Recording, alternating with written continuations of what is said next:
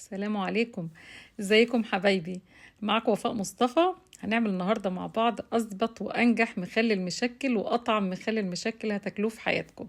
عارفه اكيد ان انتوا بتجيبوا كتير مخلل مشكل من بره وتاني يوم بيبوظ وبترموه. على فكره لسه جايبه مخلل اصلا كان بايظ من محل سوبر ماركت كبير يعني، ورميته. فقررت اجيب بقى فلفل واشتغل على طول واعمل المخلل. اول حاجه خالص اشتريت فلفل حامي على بارد بلدي اهو. ده الفلفل بلدي يكون طازه كده يا جماعه، والعنقود بتاعه اخضر كده. ودي اول خطوه، انا مش هعمل كل الفلفل ده على المخلل، انا كده كده اشتريته.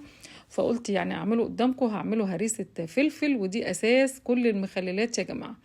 غسلته بقى كويس وبعدين هجيبه واشيل منه العنقود الاخضر ده، وطبعا ده الفلفل الحامي. البذور اللي فيه دي هي اللي بتديله الحمو، فسيبي شويه ببذور يعني تديله شويه حمو وشويه شيلي منها البذور كده براحتك خالص. حابه تسيبي كل البذور سيبيها، هيبقى ميكس كده مع بعضه. الحمو بتاعه مش هيبقى عالي قوي الحامي مع البارد. هنجيب بقى بعد كده الكبه وهنطحنه في الكبه من غير لا ملح ولا اي حاجه خالص بالشكل ده كده. عايزه اقولك ان هريسه الفلفل دي يا جماعه اساسيه مع حاجات كتير جدا، يعني ما بنستغناش عنها ابدا، وانتوا عارفين استخداماتها قد ايه. المهم ان انا كل الكميه عملتها، طبعا اللي هاخده منها على كميه المخلل هقوله لكم. بالمعلقه اللي معايا دي خدت 4 معالق كده سيليكون كده مليانين، وحطيتهم في الكبه وعليهم كوبايه ميه مغليه بس بردت يعني مش سخنه. الميه مغليه يعني متعقمه. وبعدين هضرب الهريسه بعد ما حطيت عليها الميه عشان تديني لون وتنعم اكتر بالشكل ده. وده سر خطير جدا يا جماعه من اسرار محلات المخلل، يعني مش هنحط بنجر ولا لون صناعي ولا اي حاجه. الخضار بقى بتاعي انا عندي لفت وعندي خيار وعندي فلفل اهو.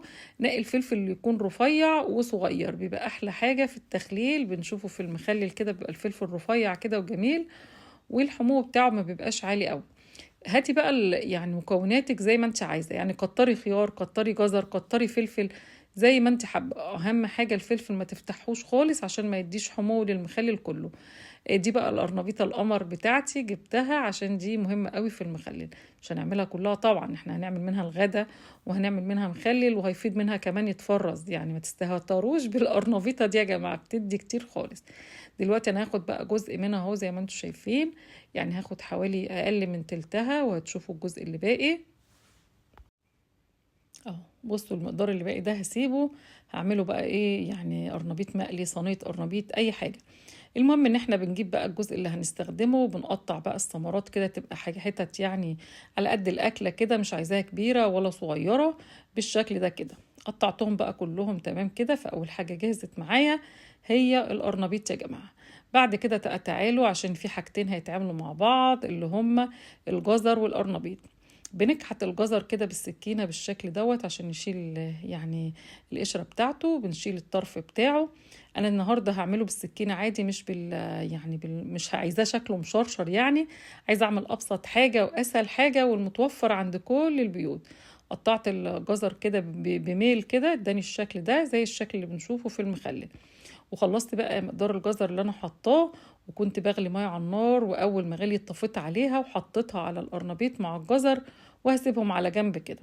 هسيبهم لحد امتى؟ لغايه ما اخلص اللفت يا جماعه وبقيه المكونات. اللفت بتاع المخلل المشكل لازم نقشره، قشرته وبعدين هقطعه كده، وقطعي اي تقطيعه تعجبك. بصوا اهو التقطيعه دي اهي حلوه جدا، وقطع كل المقدار. اهم حاجه لازم تقشري اللفت عشان يعني يدي شكل حلو في المخلل. كمان قطعت الخيار والفلفل طبعا ما قطعتوش ولا فتحته ولا عملت فيه اي حاجه. وبرده كنت سايبه خياره يعني اقطعها قدامكم بقى، يعني بشقها من النص كده وبميل كده، بدي يعني تقطيعه، وعايزه الخيار يبقى سميك شويه كده عشان يعني ياخد وقته في التخليل. وكده يعني هنا خيار مع لفت مع فلفل، ودول هيتغسلوا بميه بارده يا جماعه خالص، يعني ميه عاديه خالص اهو. وبعدين هنصفيهم عادي من الميه. خلاص تمام كده اتغسلوا كويس قوي، هسيبهم على جنب يتصفوا. وبصوا بوريكم القرنبيط مع الجزر لسه الميه سخنه، برضو هصفيهم من الميه. تعالوا بقى نعمل الخلطه الجميله بتاعه التخليل. دي بقى يا جماعه الهريسه اللي هم كانوا 4 معالق، يعني قولي حوالي 4 قرون من الفلفل الحامي مع 4 قرون من الفلفل البارد. وحطيت عليهم كوبايه الميه وضربتهم في الكبه عشان يدوني النعومه دي. هحط عليهم ايه دلوقتي؟ هحط عليهم كوبايه ونص من عصير الليمون. يعني انا كنت جايبه كيلو الا ربع ليمون، ما عصرتوش كله، ليمون يكون اصفر، شلت منه شويه في التلاجة، واللي عصرته اداني كوبايه ونص، وهو ده المقدار اللي انا عايزاه. احط عليهم كمان، بصوا يا جماعه، يعني حوالي من يعني كوبايه بس مش مليانه على الاخر من الخل. بصوا اهو مليتهاش على الاخر، يعني حوالي كوبايه الا ربع كده من الخل الابيض.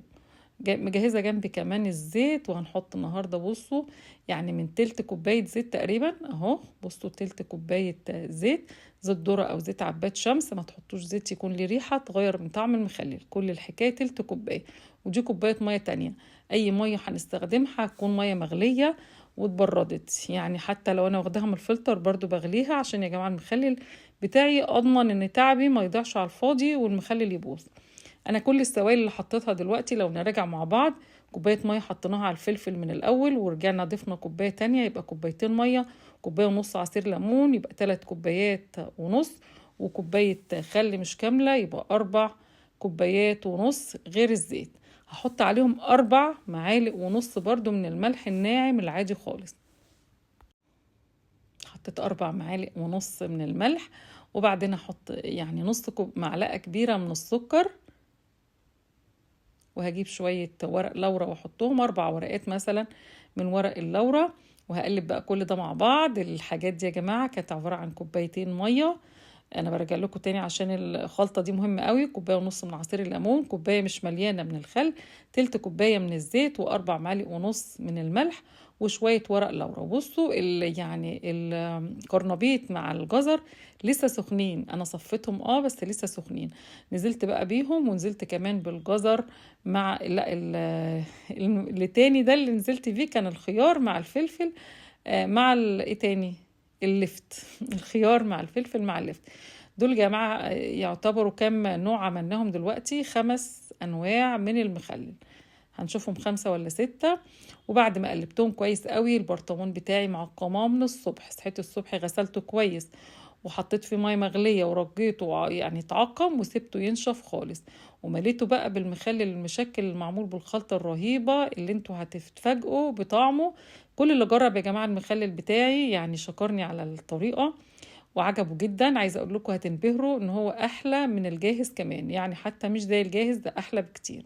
وبصوا حطيت اخر شويه سوائل اهو، بضغط عليه كده عشان انا عايزه، يعني هو كده كده هينزل ميته يا جماعه، الخيار بينزل ميته، فيعني مش عايزه اغطي اكتر من كده بالسوائل.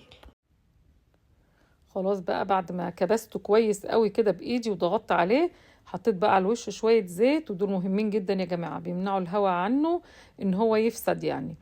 وبصوا بقى شكل البرطمان وجماله، ولا حطينا له الوان صناعيه ولا بنجر ولا اي حاجه. وده تاني يوم عايزه اقول لكم تقدروا تفتحوا عليه بعد يومين 2 بس وتاكلوا منه، وكمان تقدروا تحتفظوا بيه في التلاجة لمده شهر وشهرين وثلاثه، وتحافظوا ان الزيت يبقى على وشه كده. انا دلوقتي بفتح عليه بعد ما فات مثلا 3 ايام. بصوا كميه السوائل اللي فيها يا جماعه، لاحظوا كل اللي حطيناه هما كوبايتين ميه بس، والباقي سوائل تانية. انتوا عارفين مكوناتها، اكتبها لكم كلها في صندوق الوصف.